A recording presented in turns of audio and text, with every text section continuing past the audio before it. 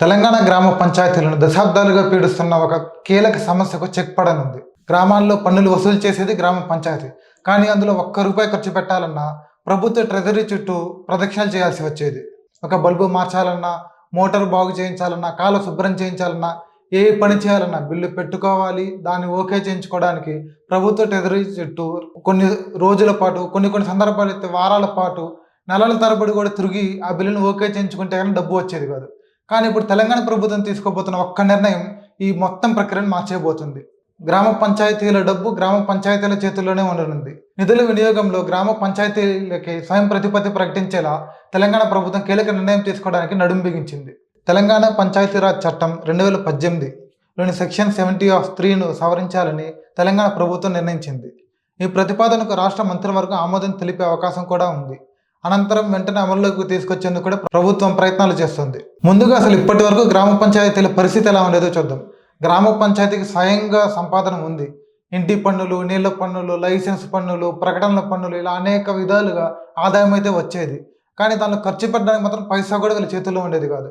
ఇదంతా కూడా ప్రభుత్వ ఆర్థిక శాఖ కింద ఉన్న ట్రెజరీ చేతిలో ఉంటుంది. ఒక బిల్లు పెట్టుకొని దాన్ని ట్రెజరీ ఓకే చేస్తేనే అమౌంట్ వీళ్ళ ఖాతాలో పడుతుంది. దీనివల్ల చాలా ప్రదేశాల్లో చాలా సమస్యలు పరిష్కారం కాకుండానే మిగిలిపోయాయి. అభివృద్ధి పనులు కూడా చాలా ఆలస్యం జరిగేది. బిల్లు పెట్టిన వెంటనే ట్రెజరీ నుంచి ఆమోదం వస్తుందా అంటే అది లేదు. ట్రెజరీ దాన్ని ఆన్లైన్లో చెక్ చేయాలి, తర్వాత సంబంధిత అధికారులకు దాన్ని ట్రాన్స్ఫర్ చేయాలి, వాళ్ళు మరోసారి పరిశీలించాలి, వాళ్ళు ఓకే అని చెప్పి స్టాంప్ వేస్తేనే డబ్బులు వీళ్ళ అకౌంట్లోకి పడేవి. ఇదే ఇంతకాలం దశాబ్దాలకు గ్రామ పంచాయతీలు పడుతున్న అతిపెద్ద సమస్య అని చెప్పాలి మనం. అంటే డబ్బు గ్రామ ప్రజలది, వసూలు చేసింది గ్రామ పంచాయతీ, కానీ ఖర్చు పెట్టే అధికారం మాత్రం ట్రెజరీ అనుమతి పైన ఆధారపడి ఉంది. అసలు ఈ ట్రెజరీ అనేది ఎలా పనిచేస్తుంది అంటే, ఈ ట్రెజరీ అనేది మొత్తం రాష్ట్ర ఆర్థిక వ్యవస్థ కింద ఉండే ట్రెజరీ వ్యవస్థగా ఉంటుంది. దీనికి ఒక హెడ్ ఉంటారు. గ్రామ పంచాయతీల నుంచి వచ్చే అన్ని బిల్లులను ఆన్లైన్లోనే ట్రెజరీ హెడ్ పరిశీలిస్తాడు. తర్వాత దాన్ని సంబంధిత అధికారులకు ట్రాన్స్ఫర్ చేస్తారు. వాళ్ళు మరోసారి పునఃపరిశీలిస్తారు.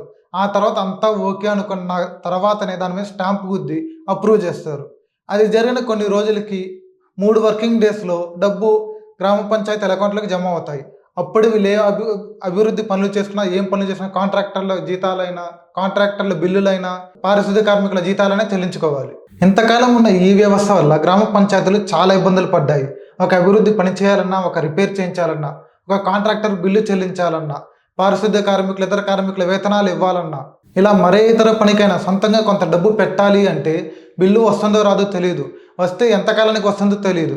దీనివల్ల చాలా గ్రామ పంచాయతీలు సర్పంచులు అప్పులు చేసి కూడా పెట్టిన సందర్భాలు ఉన్నాయి. కానీ బిల్లులు రాకుండా నెలల తరబడి ఆగిపోయి అప్పులు చెల్లించలేక సూసైడ్ చేసిన సందర్భాలు కూడా మనం ఎన్నో చూస్తున్నాం. ఇప్పుడు అదే పరిస్థితికి ముగింపు పలికేలా ప్రభుత్వం కీలక నిర్ణయం తీసుకుంటుంది. సెక్షన్ 70(3) సవరణ ద్వారా గ్రామ పంచాయతీల సొంత ఆదాయం ఇకపై ప్రభుత్వ ట్రెజరీలోకి వెళ్ళదు. ఆ డబ్బు నేరుగా గ్రామ పంచాయతీ బ్యాంకు ఖాతాలోకే జమ అవుతుంది. అంటే గ్రామం వసూలు చేసిన డబ్బు గ్రామంలోనే ఉంటుంది. అవసరమైన పనులకు స్థానికంగానే వినియోగించే అవకాశం ఉంటుంది. ట్రెజరీ అనుమతుల కోసం వేచి చూడాల్సిన అవసరం ఉండదు.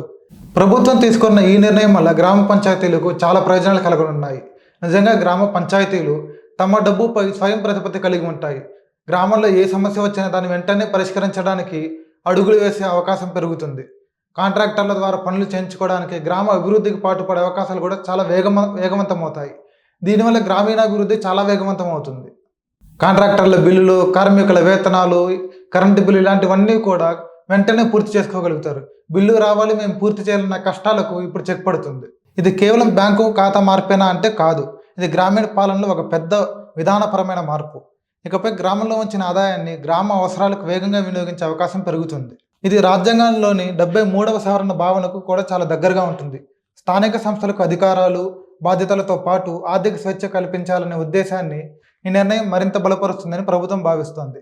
తెలంగాణ ప్రభుత్వం తీసుకోబోయే ఈ నిర్ణయంతో గ్రామ పంచాయతీల ఆర్థిక స్వేచ్ఛ రావడమే కాదు, బాధ్యత కూడా పెరుగుతుంది. నిధుల వినియోగంలో పారదర్శకత, సామాజిక ఆడిట్, ఆర్థిక క్రమశిక్షణ పాటిస్తేనే ఈ నిర్ణయం మంచి ఫలితాలను ఇస్తుంది.